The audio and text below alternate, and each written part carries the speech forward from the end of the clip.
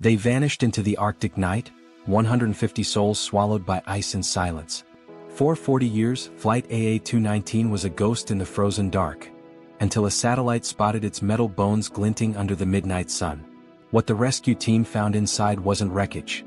It was a tomb of whispers, where coffee cups froze mid-sip, a child's doll lay abandoned in the aisle, and a flight attendant's diary ended with a plea scratched in frost.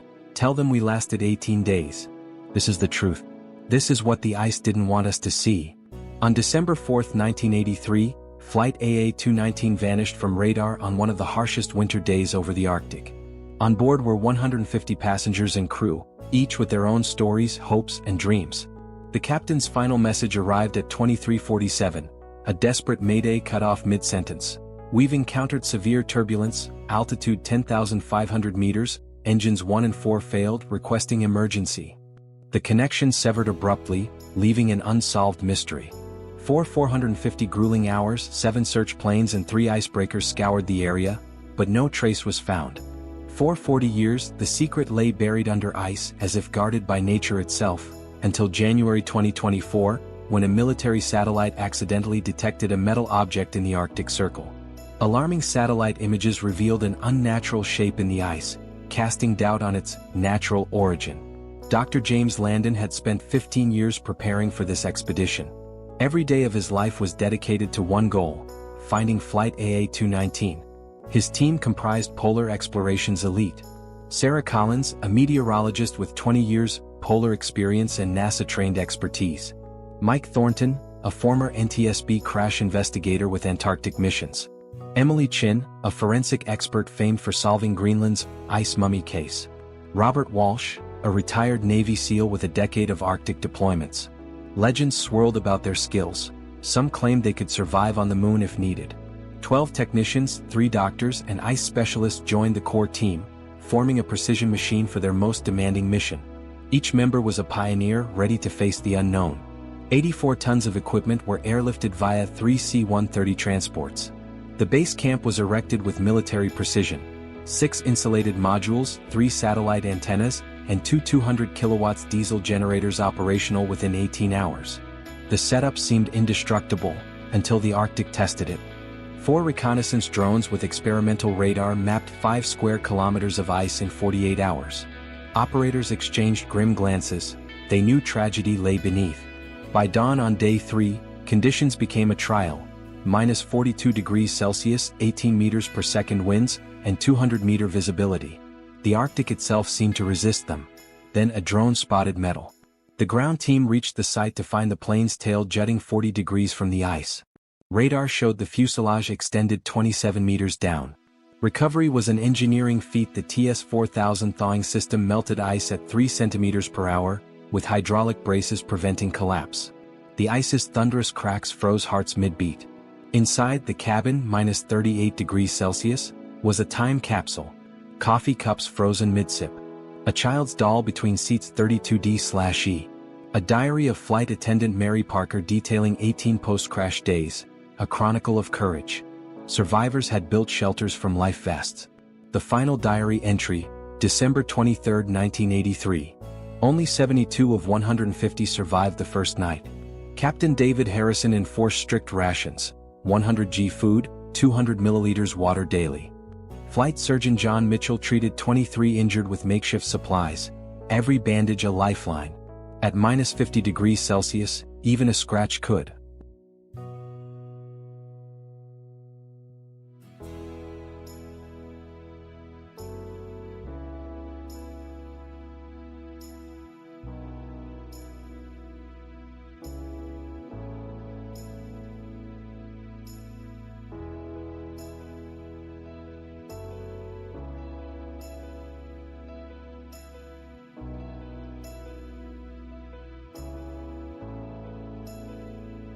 Could turn into a life-threatening wound, and a single drop of water spilled on clothing could mean a death sentence.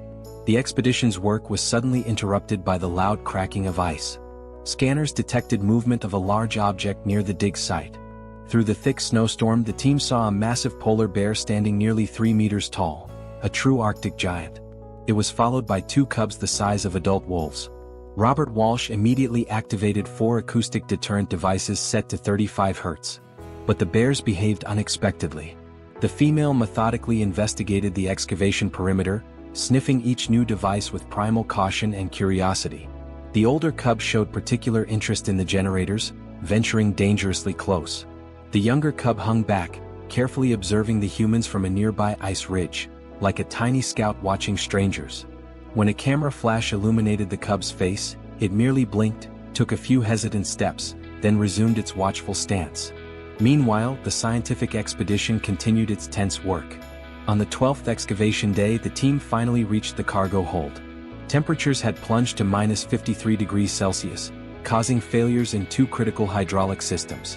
Late that evening, an 80-ton ice slab suddenly shifted. The ice collapsed with terrifying thunder, nearly swallowing a rescuer before the team hauled him to safety by his hood. 6 people became trapped between unstable ice walls and open space. At this critical moment, the mother bear, still lingering nearby, led her cubs away, clearing a path for the humans as if some higher natural instinct had acted more precisely than any human strategy. The black box was recovered from 24 meters down. Despite severe casing damage, the flight recorder remained largely intact. Decrypted data painted a dramatic picture of the flight's final seconds. At 23:42, the plane entered extreme turbulence where outside temperatures hit -64°C, causing instant engine icing. Analysis revealed the crash occurred when the aircraft encountered an extreme jet stream near -60°C. Engine icing led to failure, and the 10,500-meter altitude made recovery impossible. Pilots fought to stabilize the plane, but turbulent conditions caused an aerodynamic stall that sealed their fate. Experts concluded unprecedented December 1983 weather, sudden temperature drops and violent air currents, played a decisive role. Over 3 weeks, the team overcame 14 major technical challenges. Standard equipment often failed in the extreme cold. Engineers essentially reinvented machinery, modifying generators, adding 8 thermal shields, and upgrading hydraulic fluid heating systems that consumed 40% of total power. Every kilowatt was precious. The polar bear family's presence forced radical safety protocol revisions. 12 infrared cameras were installed around camp, while 3 thermal imagers monitored animal movements 24/7. Robert Walsh developed a signaling system. 1 whistle warned of approaching bears, 2 whistles mandated immediate work cessation. Every action was calculated to the millimeter. During rare windless nights, team members scanned the white void for the ghostly silhouette of the curious mother bear gliding across ice. In the expedition's final week, the bear's behavior grew puzzling. The mother began bringing cubs closer to camp, spending 3 to 4 hours observing the team. The older cub memorized safe routes between generators, moving without alerting technicians. Cameras captured moments where the bears seemed to identify dangerous ice sections, acting as silent guides through the polar expanse. At times, they almost appeared connected to Flight AA-219's tragedy, silently pointing to hazards hidden in the eternal ice. Before departure, the team collected staggering data: 842 high-resolution photos, 156 hours of footage, and 1,300 terabytes of sensor/radar readings. The black box contained 2 hours 18 minutes of cockpit recordings. Passenger diaries and personal effects filled 24 specialized containers, each a time capsule preserving human stories. On the final morning at -58°C, something inexplicable occurred. The mother bear led her cubs almost to the main module. For 2 hours they watched equipment being loaded, motionless, cautious, yet non-aggressive. As helicopters evacuated the team, the last sight of the dig site showed 3 white figures at the perimeter, bears bidding farewell to the intruders who disturbed their 40-year solitude.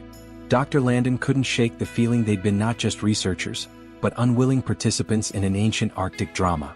The AA-219 investigation revolutionized understanding of polar flight dangers, leading to updated aviation protocols. Technologies developed from its data may prevent countless future accidents. The mystery of Flight AA-219 is solved, but how many secrets still lie buried in these silent, frozen wastes?